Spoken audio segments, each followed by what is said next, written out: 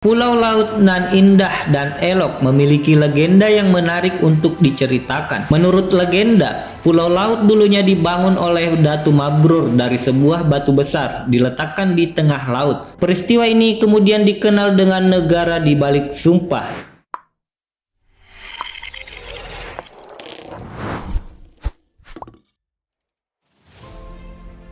Assalamualaikum warahmatullahi wabarakatuh. Berjumpa lagi di channel Guru Tutor. Pada kali ini kita masih akan membahas informasi seputar sejarah. Jika sebelumnya kita sudah membahas informasi terkait sejarah Kerajaan Kusan yang merupakan salah satu cikal bakal terbentuknya Kerajaan Pulau Laut dan juga merupakan sejarah bergabungnya Kerajaan Pagatan dan Kusan, pada kali ini kita akan membahas informasi tentang sejarah Kerajaan Pulau Laut. Namun sebelum kita lanjut, jangan lupa like, comment, and subscribe serta nyalakan lonceng notifikasinya agar teman-teman mendapat informasi terbaru di channel Guru Tutor.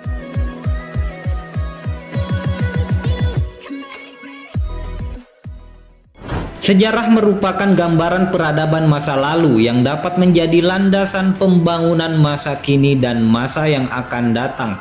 Bangsa yang besar adalah bangsa yang dapat menghargai sejarah bangsanya, sementara masyarakat yang bermartabat adalah masyarakat yang dapat memahami jati diri peradaban bangsanya. Kalau ingin menjadi bangsa yang besar, maka pahami sejarah bangsa sendiri. Sementara kalau ingin memiliki jati diri yang kokoh, maka pahami peradaban dan filosofi bangsamu sendiri. Kalau tidak sekarang, kapan lagi? Kalau bukan kita, siapa lagi yang akan menghargai sejarah peradaban bangsa kita?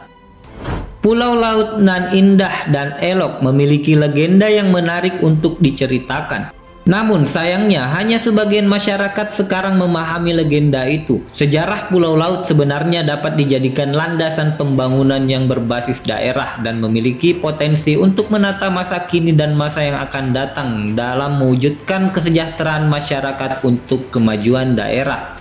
Sayangnya, banyak di antara kita tidak tahu peristiwa tersebut.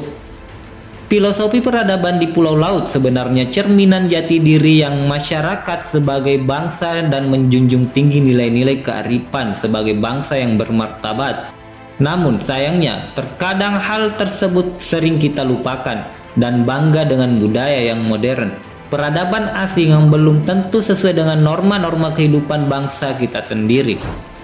Berikut ini akan kami gambarkan kembali sejarah dan peradaban di Pulau Laut Kota Baru.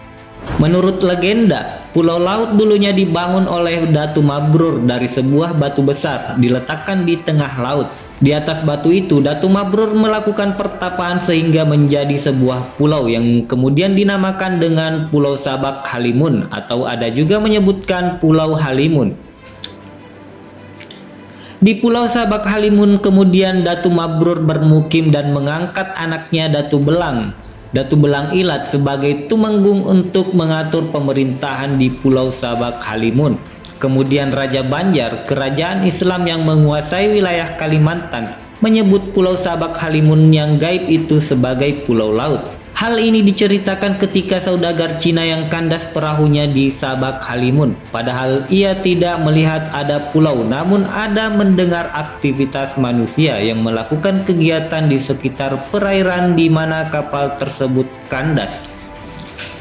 Hal ini kemudian dilaporkan kepada penguasa Raja Banjar. Kemudian Raja Banjar diantar saudagar Cina untuk mencari tahu misteri tempat kapal Cina tersebut kandas. Sesampainya di tujuan tersebut tetapi tidak melihat ada pulau. Kemudian sang raja pun melaksanakan sholat dan berdoa sehingga muncullah sebuah pulau yang menakjubkan. Kemudian sebagai seorang raja yang bijak, dia menemui penguasa di pulau tersebut.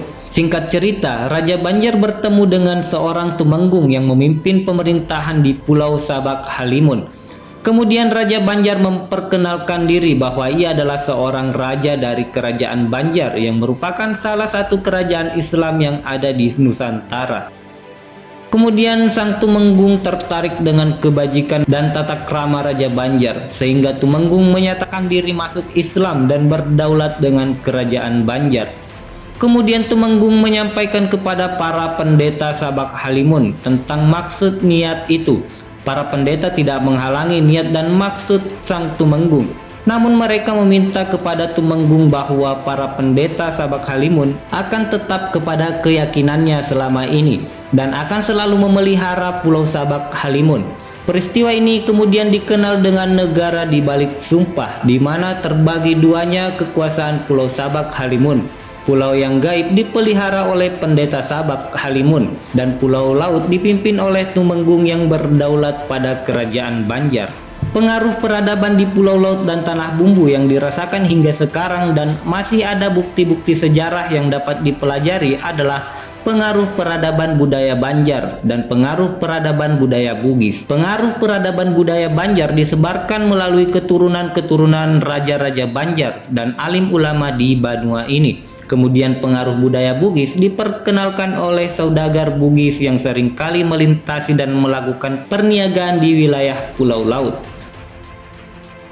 Keberadaan Kerajaan Pulau Laut dilatar belakangi berbagai peristiwa bersejarah, berawal dari peristiwa terjadinya prahara perebutan kekuasaan dalam lingkungan keluarga Kerajaan Kayu Tangi sekitar tahun 1785 hingga meninggalnya beberapa anak kerajaan Sultan Tahmidullah dan larinya Pangeran Amir ke pesisir tenggara Kalimantan dan membentuk sebuah kerajaan yang disebut dengan Kerajaan Kusan. Dan berawal dari Kerajaan Kusan tersebut, seperti yang sudah kita ceritakan pada video sebelumnya, Kerajaan Kusan merupakan salah satu cikal bakal dibentuknya Kerajaan Pulau Laut, di mana Pangeran Jaya Sumitra yang memindahkan pusat Kerajaan Kusan ke daerah Salino atau Pulau Laut.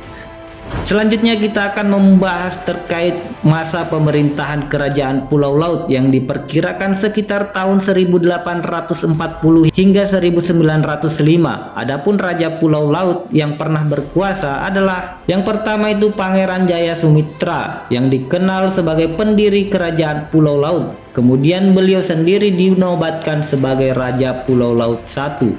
Pusat pemerintahan setelah di Salino akhirnya dipindahkan ke wilayah Sigam.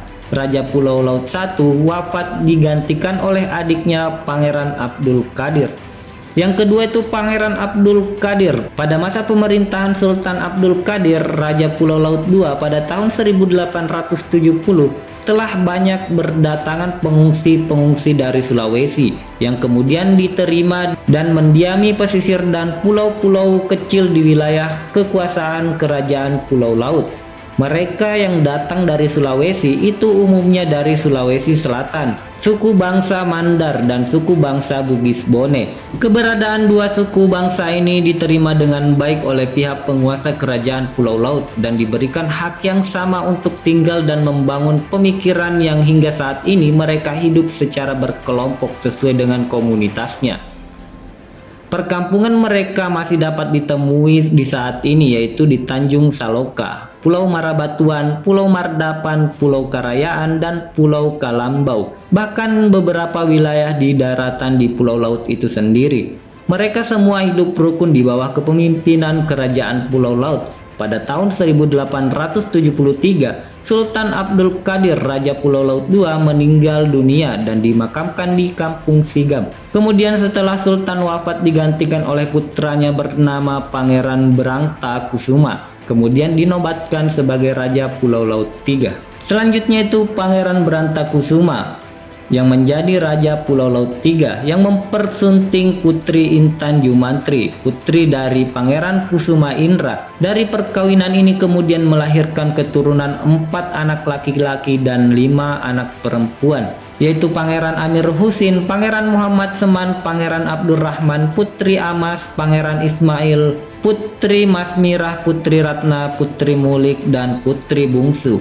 Nah, pada masa pemerintahan Pulau Laut III, pusat Kerajaan Pulau Laut ini dipindahkan dari Sigam ke Gunung Balinkar. Selanjutnya itu ada Pangeran Amir Husin Kusuma yang merupakan anak dari Pangeran Brangta Kusuma. Pada masa pemerintahan Amir Husin Kusuma atau Raja Pulau Laut IV, pusat pemerintahan Pulau Laut kemudian dipindahkan lagi dari kaki Gunung Balingkur ke sebelah selatan Gunung Balingkar, pesisir pantai menghadap ke Selat Laut Makassar.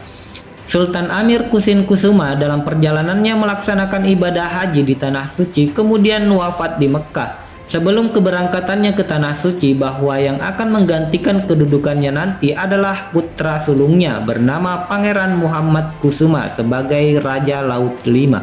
Kemudian raja terakhir yaitu Pangeran Muhammad Kusuma sebagai Raja Pulau Laut Kelima, di mana pemerintahannya adalah masa-masa sulit dikarenakan mulai muncul pengaruh kolonial Belanda menanamkan pengaruhnya di seluruh wilayah kerajaan yang ada di Nusantara, tidak terkecuali dengan Kerajaan Pulau Laut. Masa pemerintahan Muhammad Kusuma adalah detik-detik akhir berakhirnya pemerintahan sistem kerajaan dikarenakan dominannya pengaruh dan kekuatan kolonial Belanda. Sampai akhirnya kolonial menghapuskan sistem pemerintahan Kerajaan Pulau Laut pada tahun 1903. Namun Sultan tetap mengaku sebagai Raja Pulau Laut hingga tahun 1905.